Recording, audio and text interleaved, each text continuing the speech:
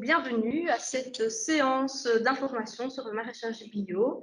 On va écouter Géraldine qui va nous présenter donc les possibilités d'accompagnement lors du lancement d'une activité par Créative. Bonjour, vitesse là-bas.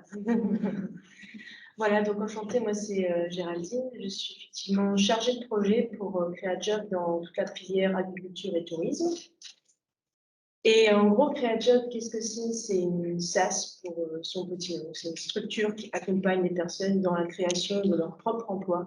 Donc, typiquement, se lancer comme entrepreneur, auto-entrepreneur, que ce soit des indépendants à titre principal ou complémentaire. Donc, c'est vraiment notre leitmotiv ici. Pour ceux qui veulent d'office se lancer en société, ça dépend des projets, mais c'est pas exactement le genre de profil qu'on accompagne généralement. Mais bien entendu, il y a beaucoup de gens qui, après avoir été accompagnés par nous, souvent aussi se lancent en société ou en SBL ou en coopérative ou que sais-je, ou une société par après. Par rapport à d'autres SaaS qui existent, notamment Jobin, voilà, Step Entreprendre et autres, donc chez Créajob, on a une particularité, c'est qu'on a une filière dédiée à l'agriculture et au tourisme rural. Donc ici, on est deux chargés de projet, notamment Sophie qui, elle, voilà, gravite plutôt autour de la province du Béoué, et moi-même, je suis plutôt centralisée sur la province de Luxembourg. Mais on accompagne des porteurs de projets qui sont aussi basés de d'autres provinces. Donc, on a aussi beaucoup dans la province de Namur, par exemple, dans mon secteur à moi. On soutient donc des projets généralement à taille humaine. Hein, ce ne sont pas des grosses fermes donc reprises par des agriculteurs qu'on accompagne la plupart du temps. Non, pas du tout. Ce sont plutôt des tout petits projets de gens qui veulent faire donc de l'agriculture voilà, à petite échelle, des maraîchers. De la boulangerie artisanale, des gens qui veulent faire des gîtes, des chambres d'hôtes, qui veulent faire la transformation de produits alimentaires, souvent des invendus, pour les valoriser. On a aussi des gens qui veulent lancer des épiceries de produits locaux, des épiceries de vrac. Donc voilà, pour vous citer vraiment tout un florilège de projets qu'on accompagne, qu'on soutient depuis le début à l'état d'idée jusqu'au moment de l'installation. Alors, en termes de services, on en propose 4 qui vraiment suivent une chaîne logique. La première, c'est vraiment donc de rencontrer la personne, donc ils nous contactent la plupart du temps, ils nous disent voilà, je souhaiterais me lancer dans ce projet-là, mais je ne sais pas très bien par quel bout commencer, ou je ne me sens pas vraiment d'attaque tout seul pour entreprendre tout cela d'office. Donc voilà, j'aimerais savoir ce que vous allez me proposer. Et donc ici, on peut leur proposer justement de les accompagner, de les préparer, donc pour que rien qu'en termes de réflexion, ce projet puisse se concrétiser, ne serait-ce que sur le papier, sous forme d'un plan d'affaires. Et donc, on étudie avec eux leur projet, la faisabilité, rien que par rapport à la situation personnelle de la personne. Est-ce que sur le plan financier, sur le plan familial, sur le plan peut-être aussi personnel, à savoir est-ce qu'il y a eu des burn-out, une reconversion complète. Voilà, à partir de quoi est-ce qu'on commence et dans quelle mesure est-ce que déjà le projet peut démarrer sur ces bases-là. On regarde aussi en termes de profil entrepreneurial de la personne. On n'est pas tous faits pour être entrepreneur. Moi-même, souvent, les gens me demandent est-ce que tu n'as pas un projet toi-même à lancer sur le côté? Je dis bah non, en fait, je n'ai pas d'idée comme ça. Donc, il faut aussi se dire est-ce qu'on est prêt soi-même à se lancer dans cette aventure? C'est une question qu'on peut se poser rien qu'en termes de préparation. C'est aussi peut-être justement la réponse qui est fournie à l'issue de cette première étape-là. Ensuite, généralement, les gens qui préparent leur projet avec nous, ils finissent avec le fruit de leur travail, c'est-à-dire leur plan d'affaires, leur business plan, comme on l'appelle aussi.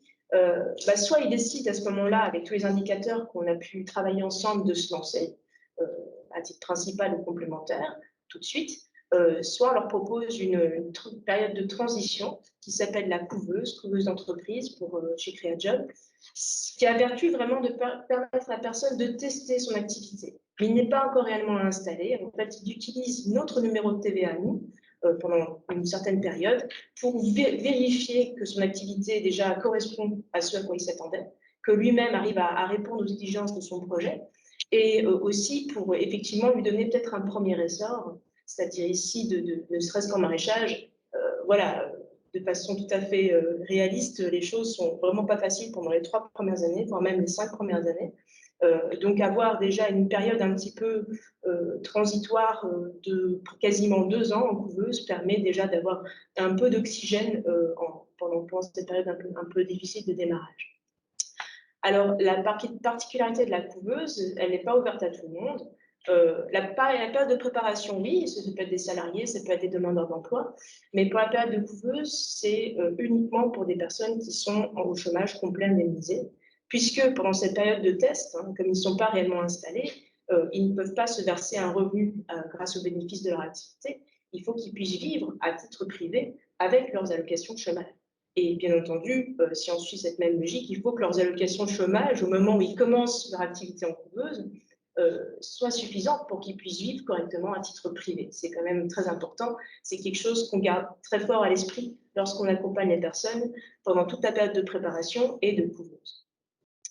Que les personnes s'installent directement après une période de préparation ou qui s'installent suite à une période de préparation plus couveuse, on les aide aussi dans la recherche du financement, si c'est pour refaire des nouveaux investissements ou si c'est pour faire la demande de primaire bague auprès du Forem, qui est une prime de 12 500 € qu'on peut demander lorsqu'on s'installe, notamment pour la première fois à titre principal, et qui est à demander dans le courant du premier mois d'installation.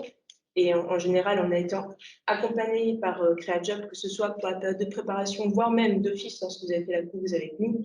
On apporte notre appui à votre dossier lorsque vous l'envoyez au Forem. Dernière étape, mais qui n'est pas non plus anecdotique, c'est l'accompagnement post-création. Donc voilà, quelqu'un qui a peut-être préparé son projet avec nous, qui veut s'installer tout de suite, se sent encore pas très bien confiant pendant les premiers mois pour vraiment installer toutes les bonnes balises. On sert encore, s'il le souhaite, de garde-fou pour qu'il puisse s'installer correctement et aussi savoir gérer son activité tout seul. Donc, on lui donne des outils de gestion personnalisés et on est là pour le soutenir, l'accompagner, le coacher un petit peu. Pour cette première période vraiment très importante de préparation de projet, c'est là que tout le brainstorming se fait, c'est là que toute la réflexion qui va conditionner le succès du projet va se faire. L'intérêt pour nous, c'est vraiment d'évaluer la maturité de la personne et du projet en lui-même. Il y a beaucoup de gens qui viennent avec une idée très vague, c'est pas du tout mauvais en soi, mais en tout cas ici, on va voir si déjà certains éléments sont là pour permettre à la préparation de projet de se faire dans les bonnes conditions. Notamment lorsque j'ai des maraîchers et des aspirants maraîchers qui viennent me voir, mais il y a tout un florilège de petits critères que je vais vérifier, d'abord en termes de compétences techniques, parce qu'elles ne s'inventent pas. Le maraîchage, ce n'est pas faire son potager derrière dans son jardin, c'est quelque chose de plus exigeant, même s'il y a plusieurs formes de maraîchage qui existent. La notion de terrain aussi, bah oui, pas de maraîchage sans sol, bah là pareil, où est-ce qu'il en est, est-ce qu'il a déjà un terrain ou pas, c'est des questions qu'on pose déjà d'office avant même la phase de préparation, et on va dire, bah voilà, si tu veux commencer déjà à préparer ton projet, l'idéal, ce serait en parallèle de cette phase de préparation, de réussir à trouver ton terrain, parce que à quoi bon avoir fait toute cette réflexion très fournie si c'est pour finalement, en plus, avoir fait une étude de marché dans une certaine zone de la Belgique et finalement avoir son terrain à l'opposé, donc devoir refaire toute une étude de marché. On se penche, comme je l'ai dit, sur l'ensemble du profil, et notre but, c'est de permettre à la personne de vraiment se structurer. Là aussi, on lui donne tout un accompagnement, pas uniquement par rapport donc à son projet, qu'il connaît peut-être très bien sur le bout des doigts, mais sur la façon de communiquer dessus, sur la façon aussi d'appréhender toute la partie financière de l'activité.